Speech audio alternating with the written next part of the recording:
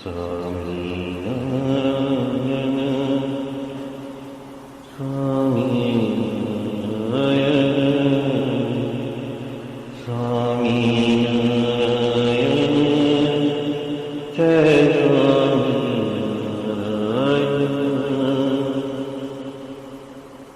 स्वामीनारायण स्वामीनारायण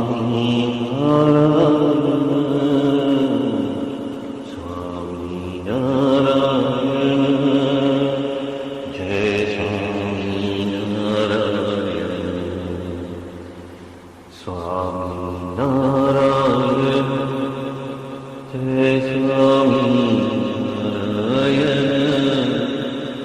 स्वामीनारायण जय स्वामीनारायण स्वामीनारायण स्वामीनारायण स्वामीनारायण जय स्वामीनारायण स्वामीनारायण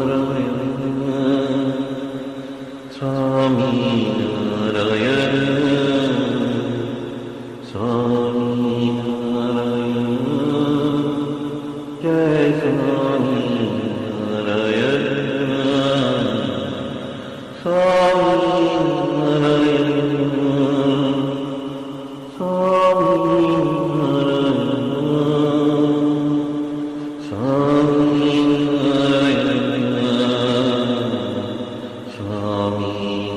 स्वामीनारायण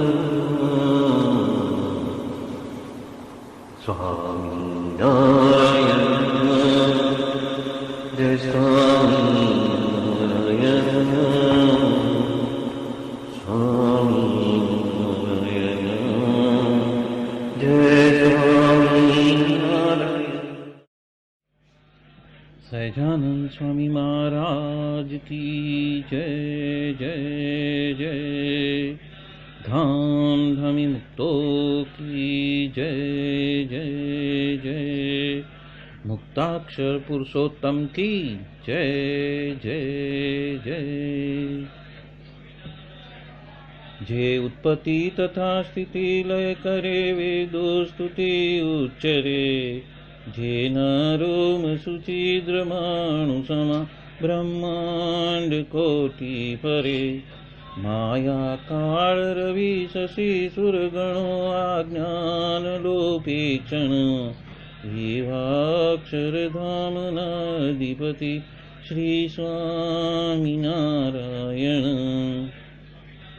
महाध्यानाभ्यासं विदतमजस्त्रं भगवत पवित्रे सम्प्राप्तं। स्थितिमतिवरेकान्तिकवृषे सदानन्दं सारं परमहरिवार्ताव्यसनिनं। गुणातीतानन्दं मुनिवरमहं नौमि सततम्। अनेकेभ्यो सद्भ्यो विमलहरिविज्ञान ददतं। भुविर्ब्राह्मी विद्या हरिवचनरूपामुदयतम्। हरिध्यानासक्तं शुभगणमनाद्यक्षरमहं। गुणातीतानन्दं सकलगुरुमुदे मुनिवरम्।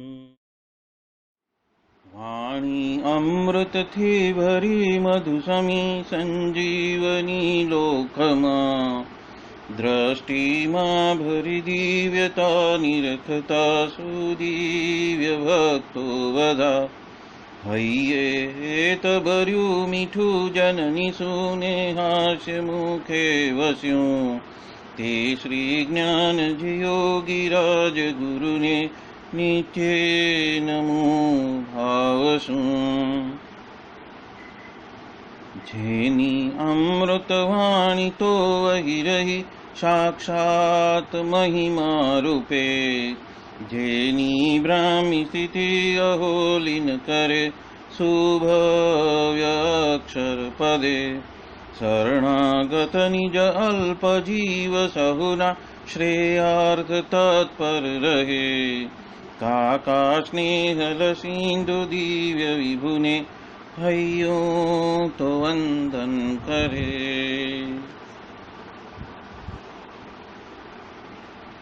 क्षिप शांत प्रशांत सागर समा साधु गुणे जे शोभता जेना दर्शन ने समागम थकी शांति सहु पामता जे छे मानस पुत्र काका जिना ने भजन मालिन रहे एवा साधक वृंदना गुरु सुरत वंदन भरत भाईने।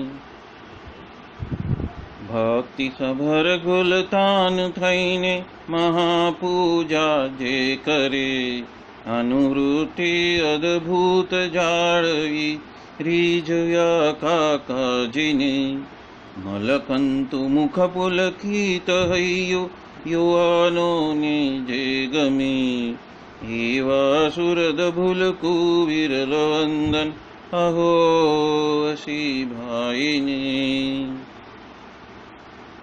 ब्रह्म रूप निज ने मानता वळी श्रीजी हइये धारता जे मस्त रहीने प्रभु भजन मा सुरद भाव धारता महिमा सभर दासत्व छलके जीवन माछे सहजता काका स्वरूप दिन कर विभु संभारवामा धन्यता।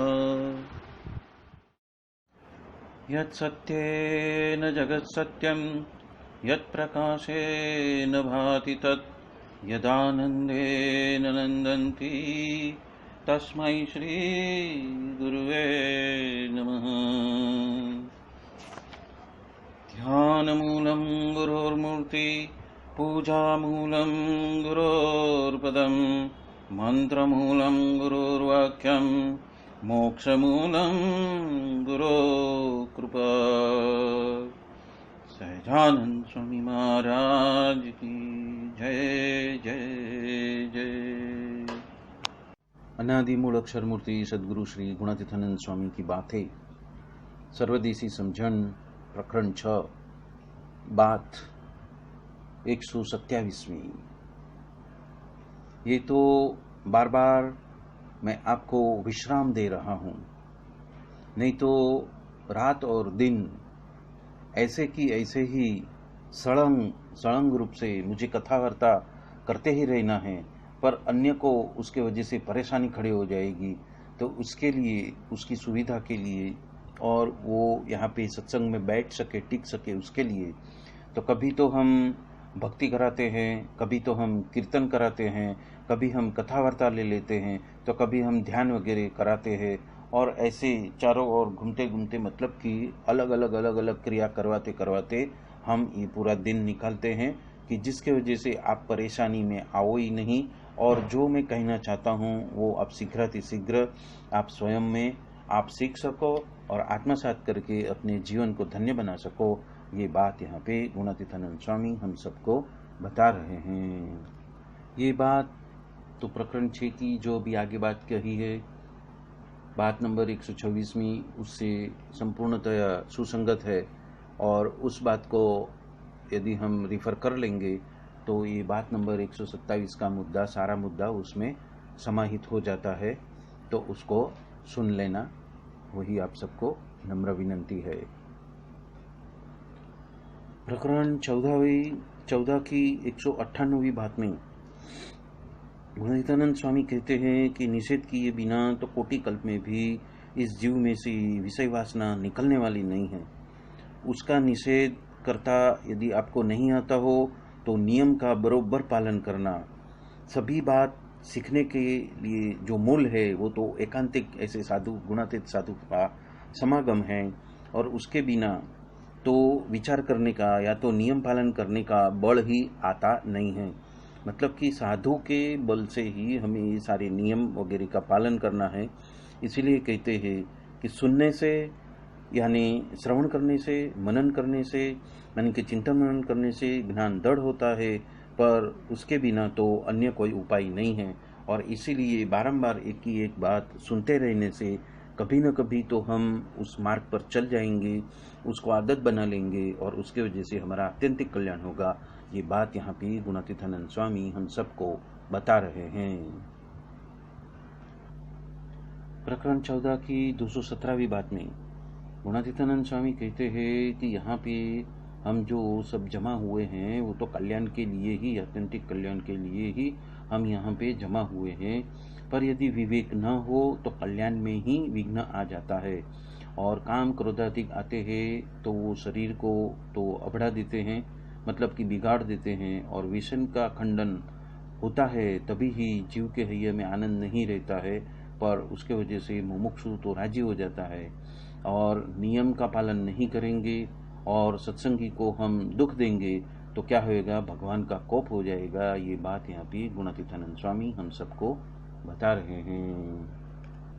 प्रकरण 14 की 43वीं बात में गुणातीतानंद स्वामी कहते हैं कि उत्तम मुमुक्षु के लक्षण क्या है, तो कि सत्पुरुष को ढूंढ निकाले, उसको पहचाने और उसको मन सौंप दे, मतलब कि समर्पित हो जाए, और उसको समागम के लिए सभी प्रकार की जो भेद है, जो सभी प्रकार का जो भिड़ा है, उसको सहन करने लगे, तो वो है उत्तम मुमुक्षु के लक्षण। दूसरा है, यदि कोई उत्तम विषय वासना यदि उसके पास में आए तो उसमें वो लोभित नहीं होता है, उससे दूर ही रहता है। तीसरा, धर्म ज्ञानादिक और देश कालादिक के विषमपना के समय में, मतलब कि उससे विपरीत हो जाए तो भी वो संग को छोड़ता नहीं है और सत्संग को छोड़ता नहीं है। और चौथा, आत्मा और अनात्मा का वो विचार जो है, चिंतन मनन है, वो करते ही रहता है। और इसीलिए ही यहाँ पे गुणातीतानंद स्वामी कहते हैं कि हम अलग अलग समय में अलग अलग क्रियाएं कराते रहते हैं, कभी भक्ति कराते हैं, कभी कीर्तन कराते हैं, कभी कथा वार्ता कराते हैं, तो कभी ध्यान कराते हैं, जिसके वजह से जो मानवी का जो मन है वो स्थिर रह सकता है और उसको कुछ सत्संग में से चले जाने के लिए उसका मन नहीं होएगा, और विषय अलग अलग तरीके से आएंगी, क्रियाएं अलग अलग तरीके से आएंगी, तो वो उसमें स्थिर रह सकेगा। इसके लिए ही ये सारा दाखड़ा जो है वो गुणातीतानंद स्वामी ने किया हुआ है। ये बात यहाँ पे गुणातीतानंद स्वामी हम सबको बता रहे हैं। प्रकरण 14 की 164वीं बात में गुणातीतानंद स्वामी कहते हैं कि घर के अंदर लाख रुपया जमा हो तो भी एक ही रोटी खाना चाहिए, और जो कोई किसी को जोग मिला नहीं है तो ऐसा जो किसी को जोग नहीं मिला है, ऐसा जोग हमें आज मिल चुका है। अन्य जोग तो मिल जाएगा और भगवान का भक्त भी हो जाएंगे और भागवती तनु भी मिल जाएगा और भगवान का धाम भी मिल जाएगा, पर ऐसा जो जोग है वो मिलना अति दुर्लभ है। तो रह जाओगे, क्योंकि आज महाराज की जो शुद्ध उपासना का दढ़ाव है वो यहाँ पे होता है, ऐसा अन्य कहाँ और पे हो ही नहीं सकता। ये दर्शन किसी को घड़ी, किसी को 2 घड़ी, किसी को संपूर्ण दिन, किसी को 5 दिन, तो किसी को महीने के बाद होएगा। और उसके वजह से तो दोष मात्र टलने वाले हैं। जीव का दोष टालने का, वासना टालने का और शुद्ध होने का ये एक ही कारण है। इसलिए महिमा समझकर दर्शन करते रहना। अभी नहीं समझ में आएगा, पर वो आगे चलते चलते आपको समझ में आ जाएगा। इसलिए हमारी बात तो यही है कि महाराज स्वयं पुरुषोत्तम यहाँ पे आए हैं और संत के साथ में बैठकर ये जो ज्ञान है वो रह गया तो क्या काम का। तो इसलिए उपासना में सब कुछ बता दिया है, और ये बात जीव में यदि एक बार घुस गई तो वो तो हजम होने के लिए भी कठिन है। पर यदि कथा वार्ता में जीव को मूंझवण हो जाता है तो उसको महिमा उसने जाना नहीं है, और यदि महिमा जान लिया है तो भगवान के गुण सुनते ही उसको सुनते सुनते तृप्ति होती ही नहीं है। एक तो है महाराज के चिन्ह हैं, दूसरा चरित्र है और तीसरा चेष्टा है, और जन्म कर्म उसका महिमा समझकर वो कहते ही रहना, सुनते ही रहना, कहते ही रहना।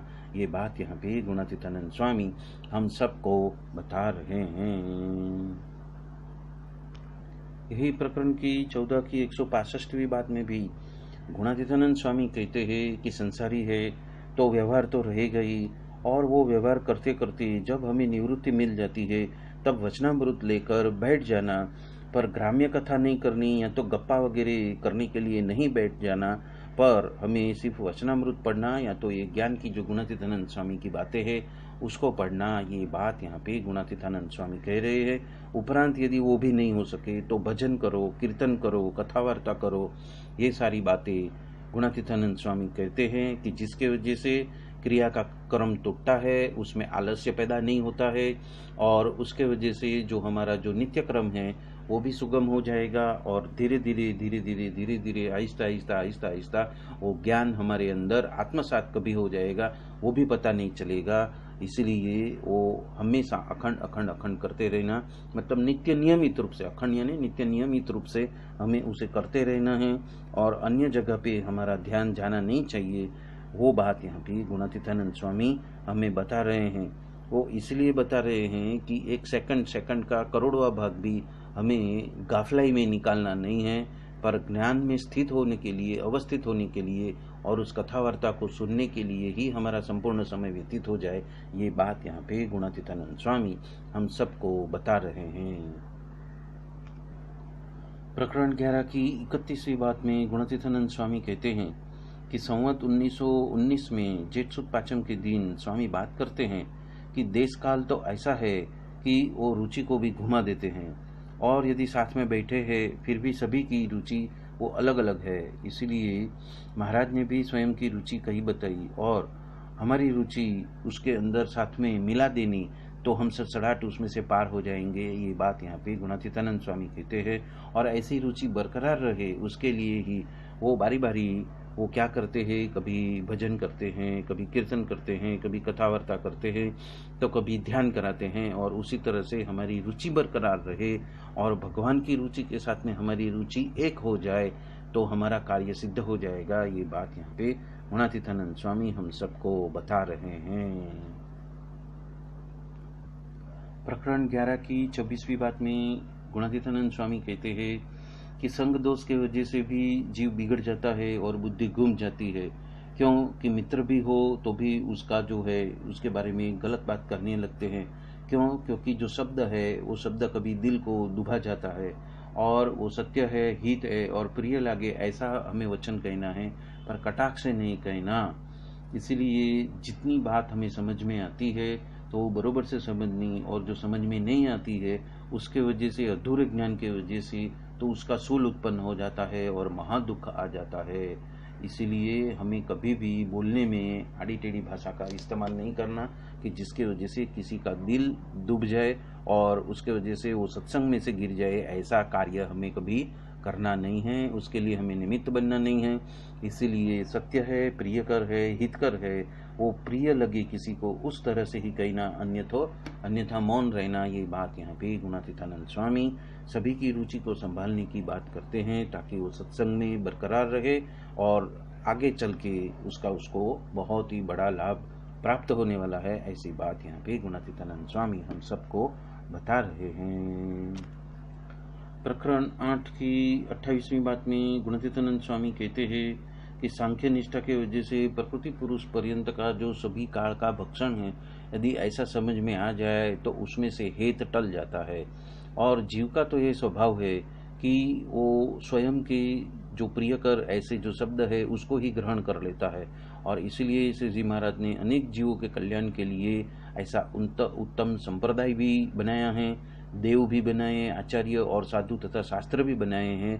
पर वो सभी में जो मूल कारणभूत है वो तो जो स्वयं के स्वरूप का जो अनुसंधान है वो किसी के पास में रहता नहीं है, और सभी ये संसारिक और व्यवहारिक कार्य में ही सब संलग्न रहते हैं, उसमें ही ओतप्रोत रहते हैं, और उसके वजह से श्री जी महाराज का जो अर्थ है वो समझ में नहीं आता है।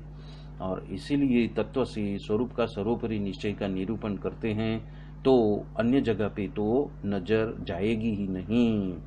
और इसीलिए वो बारंबार इस बात को सिद्ध करने के लिए, इस सिद्धांत को सिद्ध कराने के लिए वो बारंबार अलग अलग रूप से कथा वार्ता दिन रात करते ही रहते हैं और जीव को भ्रमरूप करने के लिए ही उनकी तो तान है। वो बात यहाँ पे गुणातीतानंद स्वामी हम सबको बता रहे हैं। बोलो सहजानंद स्वामी महाराज की जय जय जय। धाम धमी मुक्तों की जय जय जय। सर्व गुणातीत स्वरूपों की जय जय जय। मुक्त अक्षर पुरुषोत्तम की जय जय जय। आप सभी को जय स्वामी नारायण। स्वामी नारायण स्वामी नारायण स्वामी नारायण जय